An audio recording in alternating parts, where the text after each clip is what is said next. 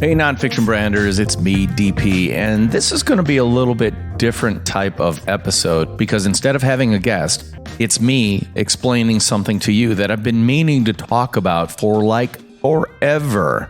And that can be summed up by having you go to the Nonfiction Brandversity Facebook group.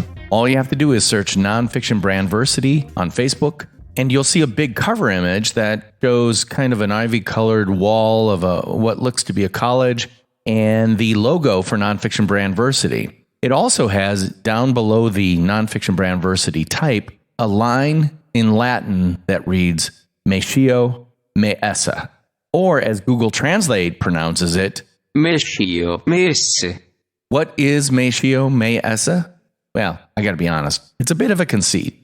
And that conceit is that every entity of any sort in the academic field has a Latin motto of some sort. Harvard's is Veritas, which just means truth. But when I was creating Nonfiction Brandversity, the Facebook group, I felt like it'd be kind of cool to have a pseudo-academic Latin motto for the group that really summed up everything that Nonfiction Brandversity is about. And the nonfiction brand concept is all about. So what did I do? I did what everybody does. I went to Google Translate, typed in English a number of phrases, and then saw what it came out in Latin.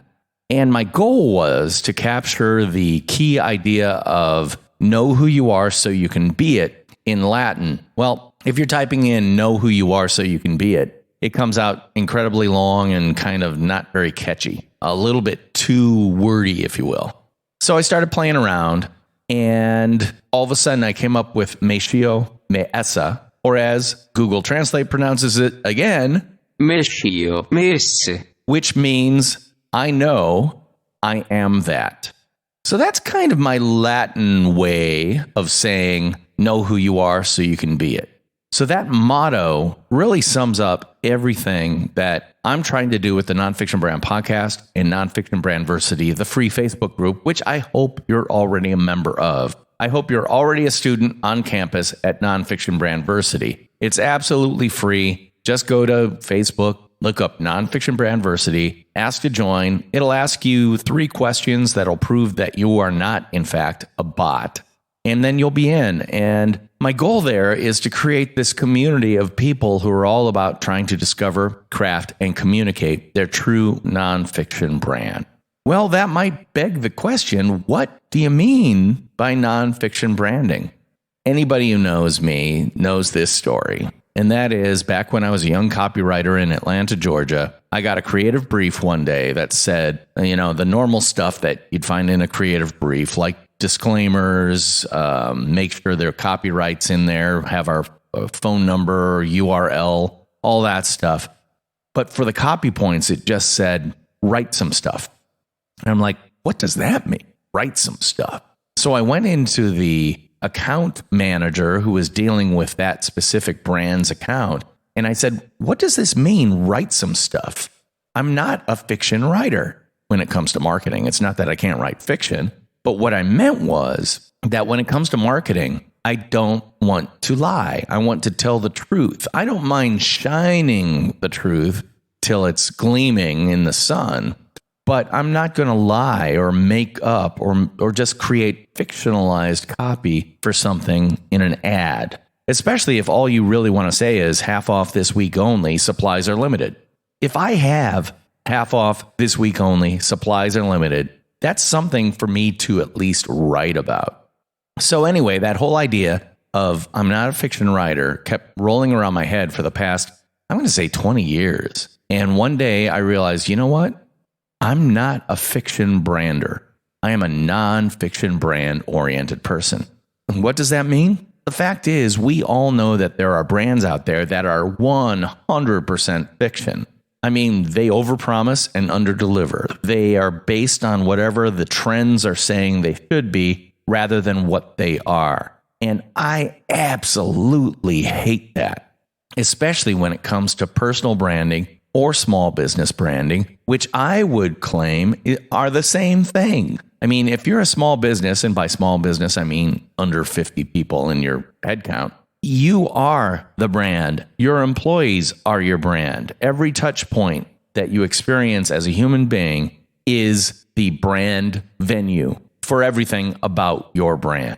Therefore, it needs to be based on the true nonfiction foundation of who you actually are. Yeah, it really does come down to know who you are so you can be it. But it is also about telling people exactly who you are, what you do, and how you do it. Hey, a little bit off topic, but not really. I want to invite you to go over to 16personalities.com, 16personalities.com, and you can take a personality test. Now, anybody who's already done the Myers-Briggs personality sorter test or Rembrandt or some variant of these things already knows that these tests kind of give you a flavor for who you are, help identify the key aspects of your foundation. And my experience has been, wow, how did you figure out that much about me so quickly with so few questions? Well, the fact is, there are only so many different personality types in the world, and there are variations of them. But the key foundational aspects of who you are come from a relatively small set of base principles or first principle concepts. A test like the one on 16personalities.com can help you identify the foundational kind of chemical element aspect of who you are. And to a certain degree, what you do and how you do it spring out of that as well. So if you haven't taken a test like 16 Personalities version of the Myers-Briggs test, do it because it's going to help you get out of your head. Because in nonfiction branding, here's the thing. Nonfiction branding is about being true to who you actually are, not who you would like to be on your very best day. Nonfiction branding is predicated on the idea that you are being true to yourself, the true self within you, and you are constantly communicating that via everything you do and how you do it.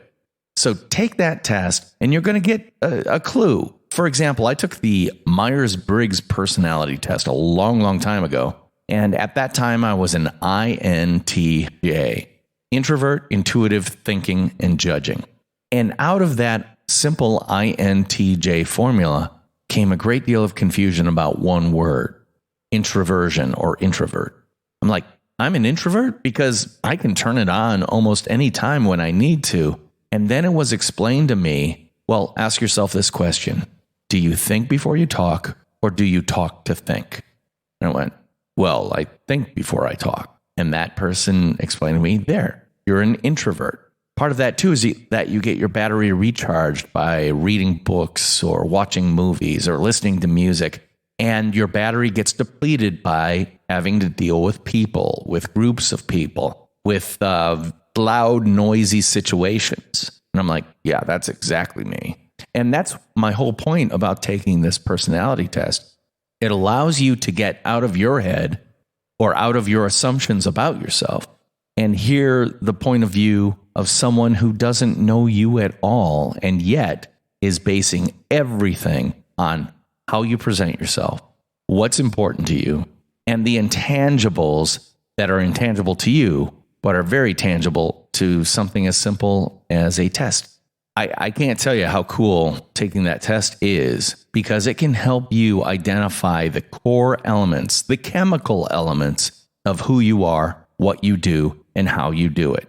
So once again, scio, esse, or Google, tell them how to really pronounce it, scio, esse, is all about I know, I am that. Know who you are so you can be it. That's the motto of Nonfiction Brandversity. But Nonfiction Brandversity is also what you want to make it. So I invite you to become an active member of the Nonfiction Brandversity community. Hey, Nonfiction Branders, did you know I wrote a book? Well, I did, and it's called Rotoma, the ROI of Social Media Top of Mind. I wrote it with my colleague Spencer X. Smith, and it's all about Rotoma, an acronym that means Return on Top of Mind Awareness. Best-selling author and NYU Stern School of Business professor Scott Galloway called it a book that starches the fluff from social media and helps managers allocate capital and find the unicorn among unicorns, ROI. And Chief Content Officer at Marketing Pro Profs and Handley said, this isn't just a practical way to think about the return on social media, it's also a spot-on, accurate way to reframe your social efforts. Check out all the 5-star reviews on Amazon by searching Rotoma, R-O-T-O-M-A. Pick up your copy today and start building your personal, professional, and small business brand the Rotoma way. And I want to make an offer to you right now, absolutely free.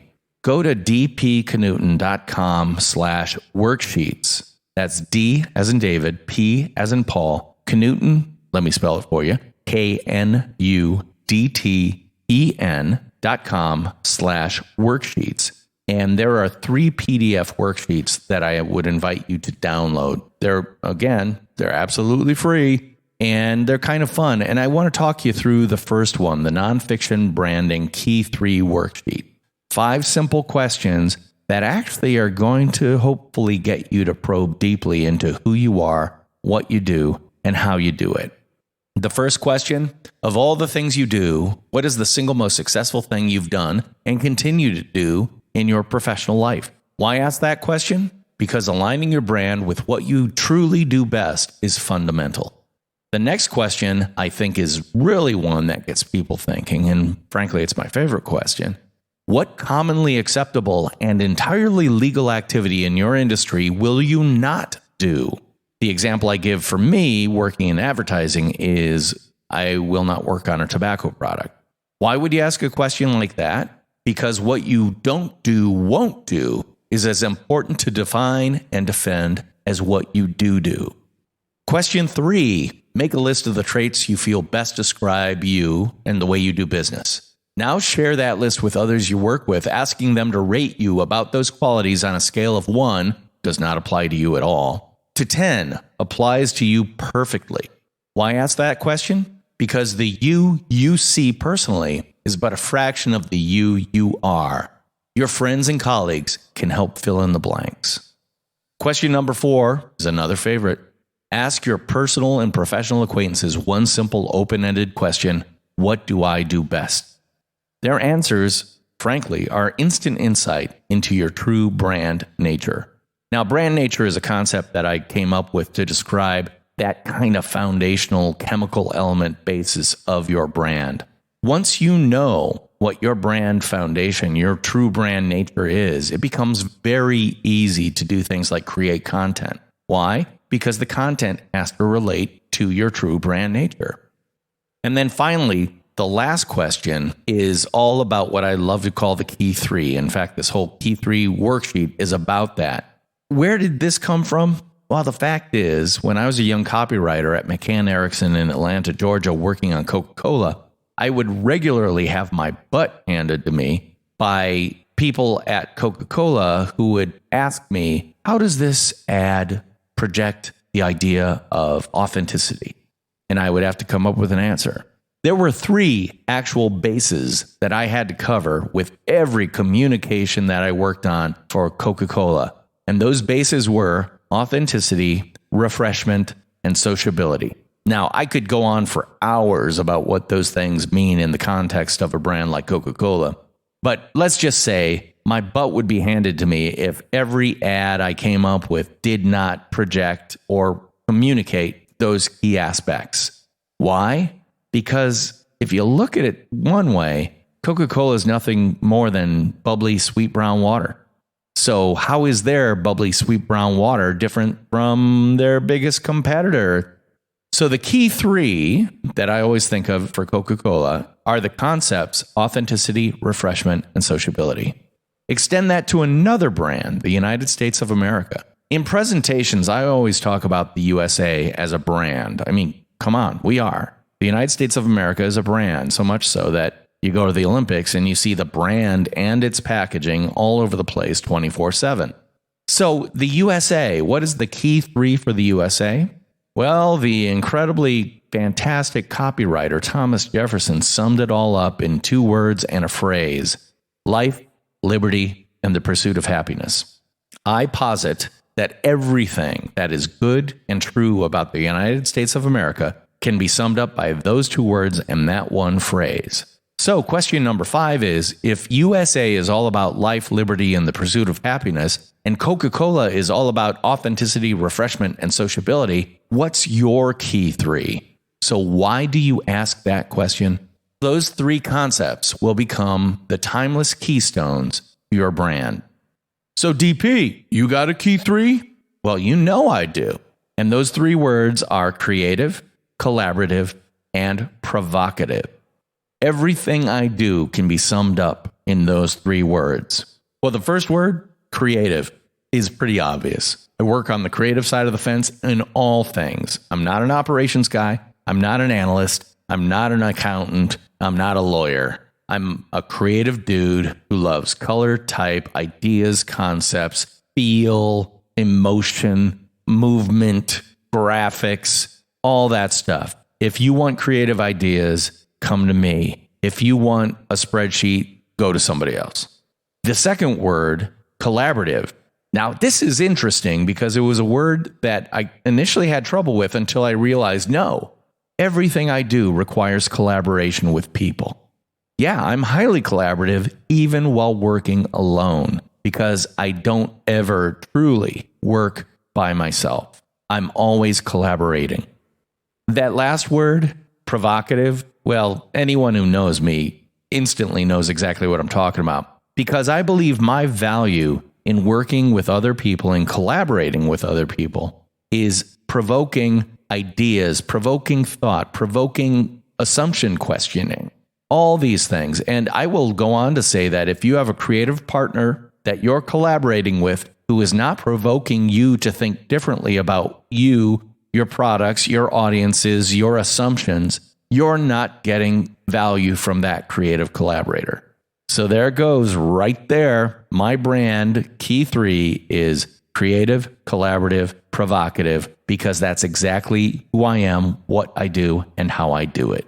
I'm creative, what I am. I'm collaborative, that's what I do. And how I do it is being provocative, your provocative partner. Do you see how it works? Now, all of a sudden, every post I do on social media needs to convey that as effectively as possible.